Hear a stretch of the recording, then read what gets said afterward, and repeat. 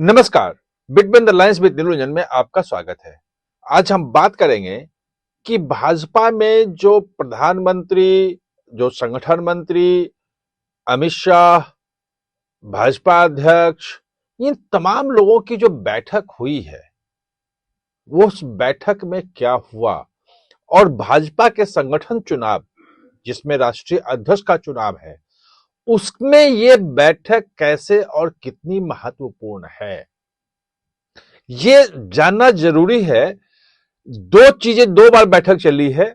संसद भवन में जैसे ही अब सब विपक्ष शांत हो गया, संसद की प्रक्रिया शुरू हो गई, सामान्य रूप में चलने लगी, तो प्रधानमंत्री जो हैं अब संगठन की चीजों में पहली बार, संगठन चुनाव को लेकर के पहली बार सक्रिय रूप में इतने सामने आए हैं।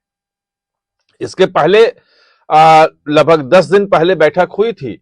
उस बैठक में बीएल संतोष थे, जेपी नड्डा थे, अमित शाह थे, और वो जो बैठक थी वो संगठन के चुनाव की तैयारियों को लेके थी कि उत्तर प्रदेश का अध्यक्ष चुनना है, उसको लेके तैयारी थी। उसमें कहा जा रहा था कि त्रिपुरा का भी अध्यक्ष चुना जाना है, दिल्ली और हरियाणा और कर्नाटक, ये सबकी चर्चा उसमें हुई थी, लेकिन प्रधानमंत्री नहीं थे उसमें। और उसी के बाद आगे जो हुआ कि लगा कि अब 10 दिन में, एक हफ्ते में राष्ट्रीय अध्यक्ष का भी आ जाएगा, लेकिन प्रधानमंत्री एक तो विदेश यात्रा पे थे, G20 में चले गए थे, उसके बाद लौटे, एक दो दिन के बाद फिर वो रायपुर में बैठक थी, डीजीपी कॉन्फ्रेंस जो था उसमें चले गए, और 1 तारीख से जब वो लौट के आए 30 को, तो उसके बाद 1 तारीख से संसद में 1 और 2 को हंगामा हुआ। वैसे कल प्रदेश अध्यक्ष को लेकर के लखनऊ में बड़ी बैठक हुई थी, उत्तर प्रदेश के प्रदेश अध्यक्ष को लेकर के, और जिसमें बीएल संतोष भी थे, अरुण कुमार जो आरएसएस से, जो संघ के तरफ से भाजपा के प्रभारी हैं, भाजपा को देखते हैं, वो भी थे। मुख्यमंत्री के साथ बड़ी बैठक हुई, एक कंसल्टेंसी हुई, और अब जो है बीएल संतोष लौट के आए, और आज प्रधानमंत्री के सामने बीएल संतोष भी थे, अमित शाह भी थे, जेपी नड्डा भी थे। ये सब एक लगभग 1 घंटे की बातचीत सबकी हुई है। उस बातचीत में जो बात अंदर से निकल के आ रही है, जो बताया जा रहा है, वो ये हुआ कि अब संसद भी सुचारू रूप से चल रहा है, सरकार भी अपने ढंग से चल रही है। अब भाजपा को संगठन चुनाव को तत्काल खत्म करना चाहिए। वहां से जब बैठक हुई, उसके बाद फिर कैसे कैसे क्या करना है, जो प्रधानमंत्री ने डायरेक्शन दिया है उस पर आगे बढ़ना है, तो संसद भवन में ही अमित शाह के कमरे में सब बैठे। उसमें बीएल संतोष भी थे, उसमें जेपी नड्डा भी थे। कुछ देर के लिए उसमें किरण रिजिजू भी आके जुड़े, और प्रहलाद जोशी भी आके जुड़े। ये माना जाता है कि प्रहलाद जोशी और किरण रिजिजू जो बीच में जुड़े थे, वो जो संसद में चीजें चल रही हैं, जो बहस हो रही है, जो मुद्दे रखे जा रहे हैं, वो सब की जानकारी दे रहे थे, और उसके लिए कुछ जो है अमित शाह ने जरूर निर्देश दिए। लेकिन उनके जाने के बाद भी लंबे समय तक, बहुत करीब 1 घंटे तक लगभग, बीएल संतोष, जेपी नड्डा और अमित शाह, वो अमित शाह के कमरे में, जो उनका ऑफिस है संसद भवन के भीतर, उसमें वो बैठे रहे। वहां से जब निकले तो बाकी लोगों ने वैसा बोला कि भाई सब कुछ तैयार है, सब कुछ हो गया है, लेकिन जो सूत्रों से कह लें या जो आधिकारिक रूप में नहीं, वैसे ही जो हिंट देते हैं, उसमें जो खबर आ रही है वो ये आ रही है कि प्रधानमंत्री के साथ बैठक में जो उत्तर प्रदेश का प्रदेश अध्यक्ष है, वो नाम फाइनल हो गया है। जो नाम चल रहे हैं पहले से, जो स्वतंत्र देव से लेकर के और दिनेश शर्मा और तमाम लोगों के नाम चल रहे हैं, वो अलग है। हरीश द्विवेदी का भी नाम चल रहा है, बहुत सारे नाम है, ओबीसी और महिला और ज्योति रंजन जो है उनका भी नाम चल रहा है, वो कई नाम चल रहे हैं। लेकिन जो बताया जा रहा है कि प्रधानमंत्री ने एक चौंकाने वाला नाम जो है वो सुझाया है, और वो चौंकाने वाला नाम कौन होगा, मतलब ये भी कहा जा रहा है कि जिन लोगों को आप देख रहे हैं शायद वो लोगों में से कोई ना हो, हम नया कुछ लाके दें, और पता नहीं।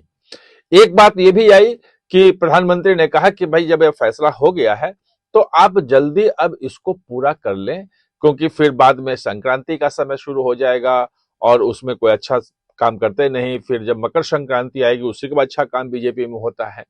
तो ये बात निकल के आ रही है कि 2-3 दिनों के अंदर 2-3 दिनों के अंदर उत्तर प्रदेश का प्रदेश अध्यक्ष का फैसला हो जाएगा, उसमें चुनाव हो जाएगा। और जो राष्ट्रीय अध्यक्ष का चुनाव है वो सिर्फ उसी के लिए रुका हुआ है। वैसे तकनीकी रूप में 36 प्रदेशों में संगठनात्मक रूप में भाजपा ने बांट रखा है देश को, और उसमें 19 में प्रदेश अध्यक्ष का चुनाव होने के बाद ही राष्ट्रीय अध्यक्ष का चुनाव हो सकता है। अब 31 का हो चुका है, तो राष्ट्रीय अध्यक्ष का चुनाव कभी भी करवा करते थे। भाजपा का जो संविधान है उसके हिसाब से उसमें कोई रुकावट नहीं थी।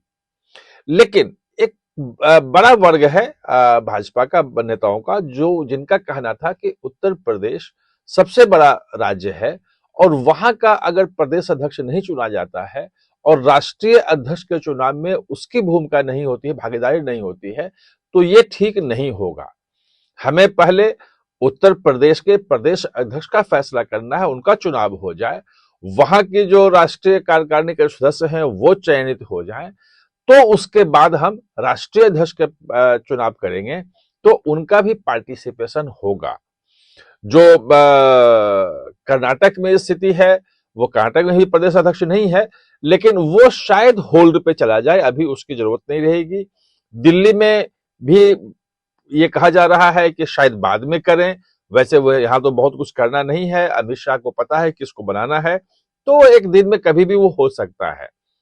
हरियाणा की भी वही स्थिति है, और त्रिपुरा तो थोड़ा सा टिकी वहां पे है। एक बार घोषणा भी हो गई थी कि तारीख भी तय कर दी गई थी कि उस दिन वहां पे वो प्रदेश अध्यक्ष का चुनाव होगा और नाम वहां घोषित होंगे, लेकिन बाद में उसको वापस ले लिया गया था।